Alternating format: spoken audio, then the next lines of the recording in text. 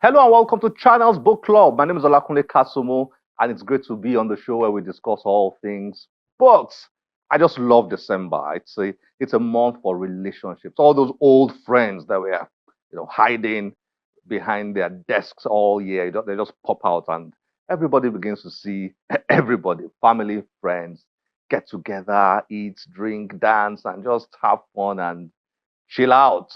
Well, I hope you will catch your own fun this December. It has been a tough year for us in Nigeria, no doubt about it. And there are so many reasons not to be joyous or to have fun or to be happy. But again, there are many reasons to do that. Many, many reasons. One of them is family. Once you have your family and they're alive, they're well, that's such a wonderful, such a nice thing. Well, another thing you should be doing in December is to be compiling your list of books to be read for the following year. In January this year, we challenged our viewers to come up with a list of books to read this year, and some did, some did not. If you did, why don't you send us your list of books for 2023 and share with us how well did you do with your list? How many books did you read? You can share them with us via any of our social media platforms displayed on your screen. And who knows, you might impress us enough to decide to send you a book gift in January. So do that. Send us your list of books for 2023 and then begin to compile your list of books for 2024. I've had a lot of fun this year just reading some fantastic books. And here is one that is catching my attention right now, one that I'm reading right now. It's titled Letters, Kinship, and Social Mobility in Nigeria. Serious title, serious book, but very, very important book. You know why this book is so special? I'll tell you the reason why in a minute. But the book was written by Olufemi Vaughan, Professor Olufemi Vaughan, who is one of my favorite authors. He wrote a book titled Religion and the Making of Nigeria. You must have seen that book on the show before. We featured it before, and I've spoken about it a few times. It is a book you absolutely have to read if you really, really want to understand the making of Nigeria. How was Nigeria made? And what was the role of religion in the making of Nigeria? The big religions, the two big religions in Nigeria, Islam and Christianity, what role did they play in the making of Nigeria? Fascinating book, the kind of book that historians and students and journalists and most especially politicians need to read to be able to really understand the structure, the history, the pillars that make up this country called Nigeria. Well, Professor Olufemi Vaughan has done it again, in my opinion, and written this book, Letters, Kinship, and Social Mobility in Nigeria, which I am currently reading. What's the story behind this book? His father compiled or kept about 3,000 letters that were written between 1926 and 1994, if I remember that date correctly. Now, he kept 3,000 letters exchanged within that period of time, kept them, and when he was about to pass away, he handed them over to his son, Professor Olufemi Vaughan, who then, about a year later after his father passed on, opened the box and then saw, imagine letters written in 1926, 1927, 1928, 1929.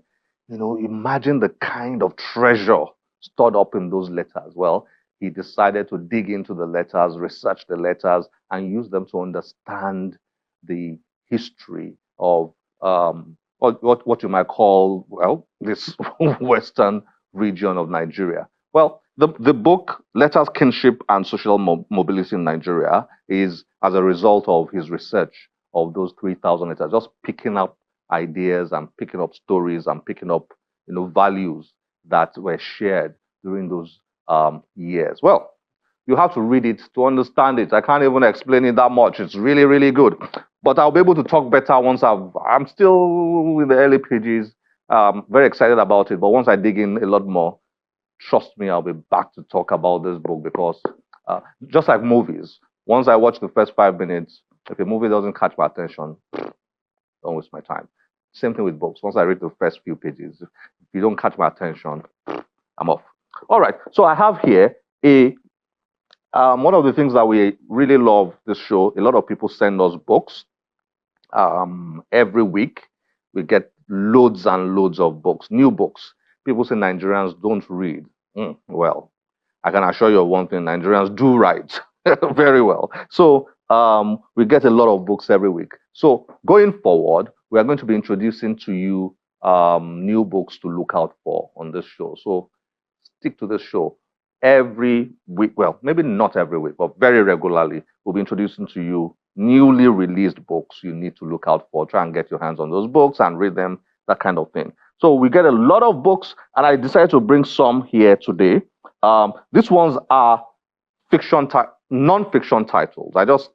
I deliberately left out the fiction titles. So what we have here are the non-fiction, some of the non-fiction titles, and they're quite interesting. The first one I have here is 12 Commandments for Business Owners, A Guide to Business Success by Godwin Higamuse. Now, this gentleman, we've had him on the show. I mean, what can we say? Legend of the microfinance business in Nigeria, great man. And he's written this book, a man of his knowledge, with his experience in business, writing a book like this, 12 Commandments for Business Owners.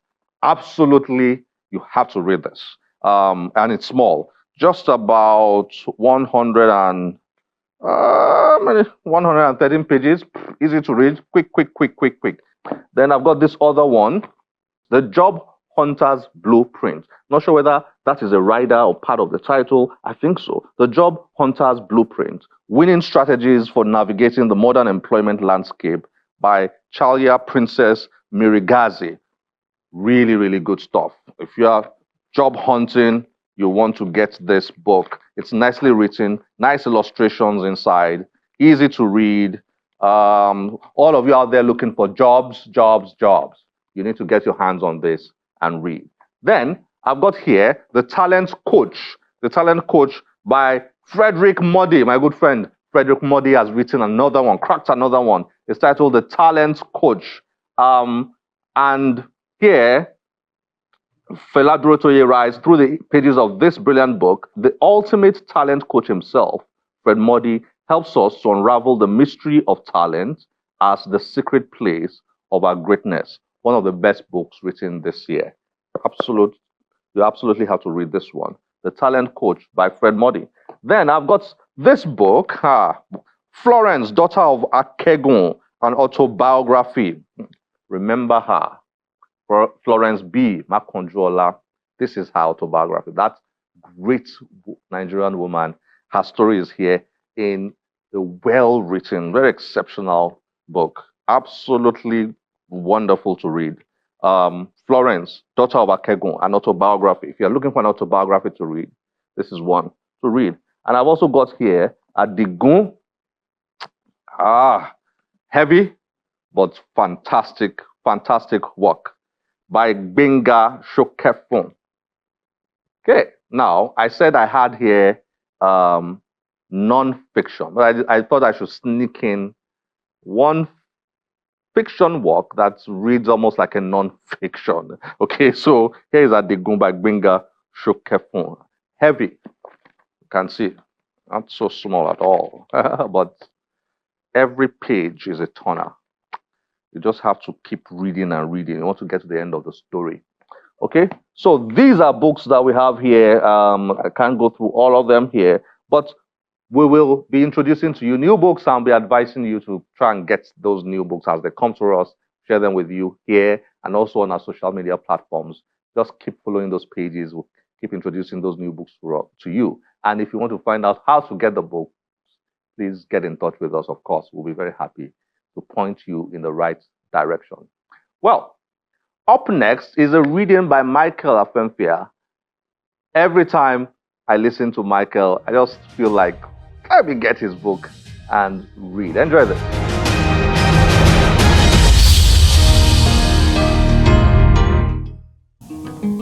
Leave My Bones in Saskatoon, Chapter 32. The conversation about employment and life in Canada continued well into the night. It could have gone on for much longer, but Owoicho noticed Binkwe and Damete yawning and stretching and watching the clock on the wall. So he motioned to Ochanya and they both called it a night.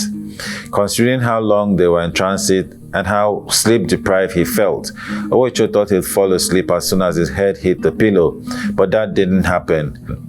1 hour after he said goodnight to his daughter and turned off the lights in their tiny new living room, he was tossing and turning on the couch like someone whose mind was troubled.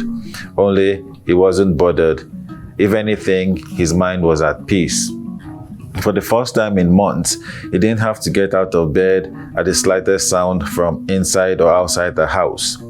Back home in Nigeria, there were nights it felt like it was in the finale of the loudest generator in the neighborhood tournament. Those were the good nights. The bad nights were a combination of noisy generators and the relentless sound of water splashing hard on the ground because some neighbors forgot to turn off their water pumping machine. On his first night in Saskatoon, Owoicho didn't hear any of those sounds and the silence kept him awake. He felt an uncontrollable wave of emotion in a strange and completely unexpected way. The emotion stemmed from not having to wake up angry in the middle of the night because the security guard had drunk too much alcohol and didn't remember to turn off the generator when he was supposed to. No one wanted to waste money on petrol or diesel on the rare occasions the electricity supply companies left the power on and there was no problem with the transformers on the streets. Owoicho noticed that the Browns didn't have to barricade their windows and doors with iron and metal protectors. They were confident no one was going to break in to steal from them or attack and kidnap anyone in the dead of night. He would never forget the story his colleague had told him about how his uncle's house was invaded by armed robbers. When they tried without success to bring down the bulletproof front and back entrance doors to the main palatial mansion somewhere on the outskirts of the Federal Capital Territory, they used some kind of explosive device to knock down the wall of the building. That night, the armed men went away with 2 million naira the man had brought back home from the bank. They also stole expensive jewelry belonging to his wife and all of the phones and laptops in the house. Most importantly, the man's wife and their grown-up daughter, who was home because university lecturers were on strike, a niece visiting from America, and their house help were gang raped by the heartless night lords. After violating them, the leader of the group marched the women into the kitchen where he commanded that they make eba and vegetable soup for him and his men. He was specific about the number of meats he wanted in his soup. According to Owoicho's colleagues, the operation lasted well over 2 hours and the police didn't show up until the robbers left, even though a neighbor who suspected there were armed robbers in the house had called for help. It was hard for Owoicho to take it all in that first night. It was hard believing that whenever sleep finally came, he would succumb to it with his 2 eyes closed, and he needn't ever have to worry again about people scaling his fence and his daughter being kidnapped or killed by bandits. Save for the intermittent humming sound made by the single-door refrigerator in the kitchen area, everywhere was quiet. And because in Nigeria, he might have spent a quiet night like that beside his beautiful wife, talking and laughing about random stuff and discussing the children's performance in school or their future when they finish school, Owoicho missed Ene. He really missed her, Inalego and the twins. Canada was her dream, and he felt like an impostor living in it without her by his side, laughing and talking like he knew they would have been doing on this first night in Saskatoon. But he was in a place of rest and his mind was at peace. His only prayer that night, in addition to begging for sleep, was that things would happen for him and Ochanya like he did for Binkwe and Damete, and in 3 years, or maybe even less, they too will be able to say, like his host said to them during dinner, that Saskatchewan was home.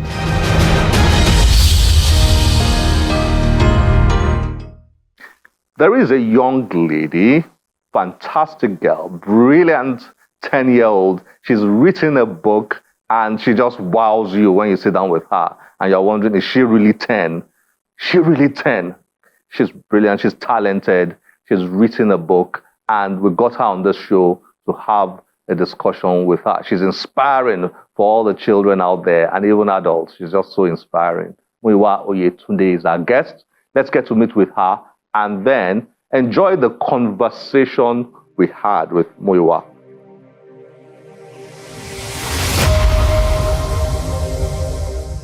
Muiyiwa Oyetunde is a 10-year-old author who enjoys reading and writing.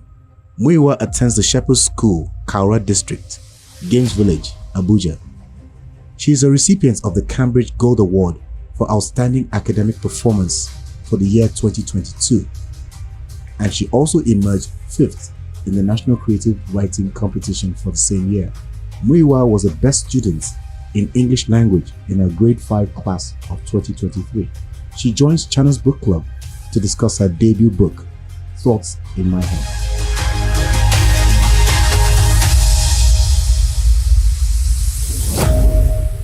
Muiyiwa, nice to have you on Channel's book club. Yes, It's great to have you here. thank you. How are you doing?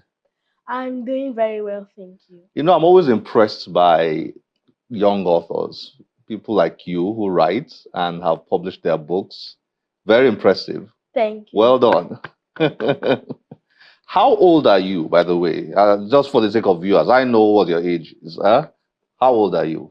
I am 10 years old. 10. Yes. Did you just turn 10, or you've been 10 for a while? You're going to be 11. I've been 10 since August, so yeah, I turned 10 this year. August Yes. 10. So most 10-year-olds that I know they like to play games or watch TV and all that. How did you knuckle down to start writing? This is a book of poetry, right? Yes. I mean, there are lots of poems here. How did you knuckle down to be writing poems? Well, when I was about 8 years, that was like 2 years ago, I went to the Shepherd's School Abuja, and my teacher gave me advice to if you want to be good at anything, because she as a writer herself, she said that if you want to be good at writing, you have to practice it every day, and that's what I've been doing. Your teacher is a writer, Yes. so she inspired you. Yes. So when you tell your story tomorrow about who inspired you to become a great writer, you're going to mention your teacher. Yes. What's her name? Miss Bello Bashirat. Wow. Well, shout out to her. Well done. Okay, so tell me, do you enjoy writing stories more or you enjoy writing poetry more? I enjoy writing poetry more Why? because poetry helps you to use a more figurative language by saying something without saying it literally. Impressive. Okay, tell me a bit about. We'll come back to writing. Let me learn a little bit more about you. In your school, Shepherd, right? Yeah. Are you in year 6 or 5? Year 6. That's what we used to call primary. Do you guys call it primary 6 these days? No, we call it We year used to call it 6. primary 6 back then. Okay, so you're in year 6. Yes. Okay, and do you do literature, English? Do you do that at all as a subject? Yes. You do. Okay, and you enjoy that a lot. Yes. Okay, so let's get back to your book, which is very impressive, by the way. When did you get the idea of writing this book, or did somebody encourage you to write it? Tell me the story about behind this book. Well, I wasn't really always a writer, but is in my like while I was finishing primary school in my year 4, year 5, that's when I started to develop the character of writing. So when my teacher gave us the advice of writing every day, if you want to be good at something, I envisioned it that if I write every day, I'll be able to publish a book, and that vision came to reality. Hmm. So you consider yourself to be a writer right now? Yes. You are a writer. I mean, you are. You've gotten the book. Not many people have written books or published books. So, well done. So you do practice writing every day now. Yes.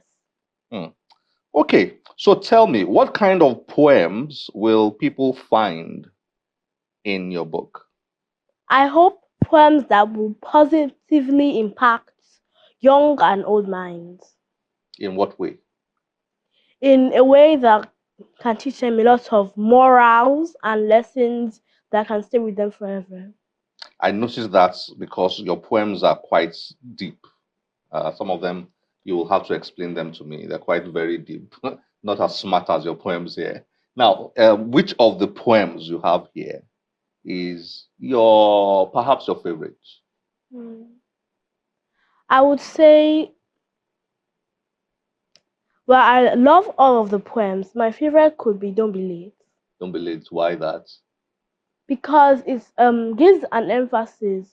It was actually a poem based on a life story that actually happened to me. And it just gives, and generally, it just means that you have to hurry up to do whatever you want to do. Because if you don't do what you need to do at the right time, it can affect a lot of A people. lot of things and a lot of people. Yeah. Is that a poem you can recite? Can you remember it? Well, Not really. yes, not Not really. really. Okay, which of the poems can you remember very well? You can recite without checking. Lost in Tears. Lost in Tears. Okay, can you Lost in Tears? Let's see. That's Lost in Tears. The one on page 24. Mhm. Okay, let's go. It's all over now. It's gone. As my light nearly shone, it just had to be done. Even one simple rerun couldn't be undone. So all I can do is stand up front. It's hard to bear. It's hard to be lost in tears. It's like you're cut into shreds and in pain, dread. But again, there is no use in crying over spilt milk. You cannot undo what's done. So always find the bright side, and only then does the journey begin. Thank you. Wow. Wow. Tell me about that. So what did you have in mind when you wrote that? Well, some people get really sad often and they feel like they can't do anything again when the people discourage them. So I wrote this poem to show that no matter who discourages you, because there's always going to be someone in everything you do that's gonna discourage you. Don't let that bring you down. Don't let that stop you. Just keep going. Yes. Hmm. So how tell me, I mean, this is really interesting. I like the way you coin your words, the way you phrase and all that. Even a simple rerun could not be undone. So all I can do, I stand up front. You wrote that yourself. Yes. Wow. How do you come up with expressions like that? Well, it's not something I can do like at a flick of a finger. I have to first of all think and try and use some figurative expressions to try bring the poem to life. Do you read a lot? How come you are very good with words? You read a lot. Yes. What do you read? I mostly read storybooks, but I write poems often. Poems. Nice. Hmm. Interest. I wish I could write like this, Muiwa. What tips will you give me if I wanted to start writing like this? Well, the first thing you did not to expect it you to be so good the first time. Just be taking it easy, one step at a time. So your first poems were not so good. Yes. Then you got better as you kept doing it. So I should just keep writing. Yes. Can I send you my poems after my first few ones? Send them to you. Could you help me assess them? Would Yes. you like to be my mentor in poetry writing? Okay. Thank you. Okay, so apart from this, tell me, I like this theme. Somebody, no matter what you're going through, don't give up. Just keep going. That's what this poem is about, right? Yeah. Not giving up. That's a theme. What other themes interest you? Which particular theme interests you the most, inspires you when it comes to poetry the most? Well, the there are a lot of things that inspire me when it comes to writing. And most things that inspire me are the ones that I've actually experienced in real life. In real life. Hmm. Thank you very much, Muiyiwa. Thank you for joining us on Channels Book Club, and well done. You are so bright. Well done. Keep it up and keep writing. Yeah. And I'll send you my own poems and check them out for me and try and coach me to be a good writer. Can you do that? Yeah. Thank you. Thanks for joining us on Channels Book Club.